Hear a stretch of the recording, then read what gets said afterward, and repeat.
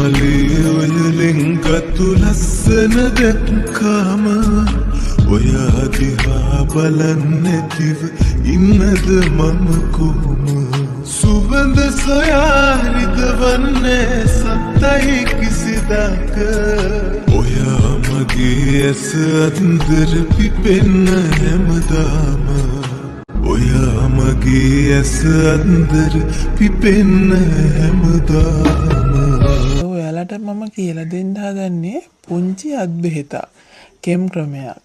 මේක ගොඩාක් ගම්වල අයගේ ජනප්‍රිය දෙයක්. සමහරක් අය දන්නවත් ඇති නොදන්නවත් ඇති.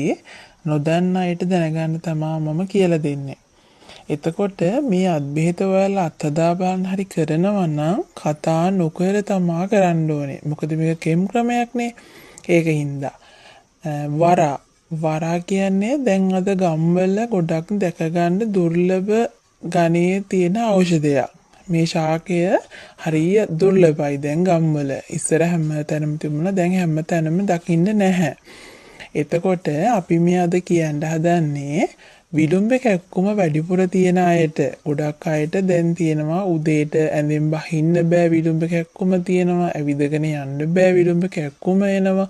ඒ වගේ අයට තමයි මේ කෙම් ක්‍රමය මං අද කියලා දෙන්න යන්නේ. තිරිවාන ගල් ඔයාලා දන්නවා ඇති. ඕනම තැනකින් හොයාගන්න පුළුවන් සාමාන්‍ය තිරිවාන ගලක් අඟුරු යට තියලා රත් කරන්න. හොඳට රත් වෙන්න ලිපේ උයලේ වුණාම පොඩි අඟුරු වගේක් ඉතුරු වෙන්නේ. අන්න ඒ අඟුරු වලට දාලා මේ තිරිවාන ගල හොඳට රත් කරගන්න. ඊට පස්සේ කතා නොකර ගිහින් වරාගහෙන් වරාකොළ 7ක් කඩලා ගෙනල්ලා අර තිරිවාන ගල උඩ එක උඩ 7ම තියන්න. තියලා ඔයාට කැක්කුම වැඩිපුරම තියෙන විලුඹ තියෙන මේ කකුල තියෙනවනේ.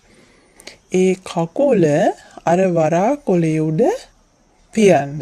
හැබැයි මේක කරන්නේ අඟුරු කුඩේ තියාගෙන නෙවෙයි. අඟුරු කුඩේ තියෙන තිරිවාන ගල වෙන තැනකට අරගෙන තමයි මේක කරන්න ඕනේ.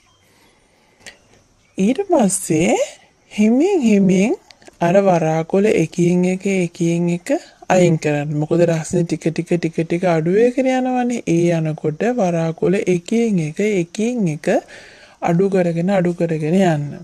මේ විදිහට එක දවසක් කරලා බලන්න. අනිවාර්යයෙන්ම ඔයාට සුවයක් දැනෙනවා සත්තකින්ම.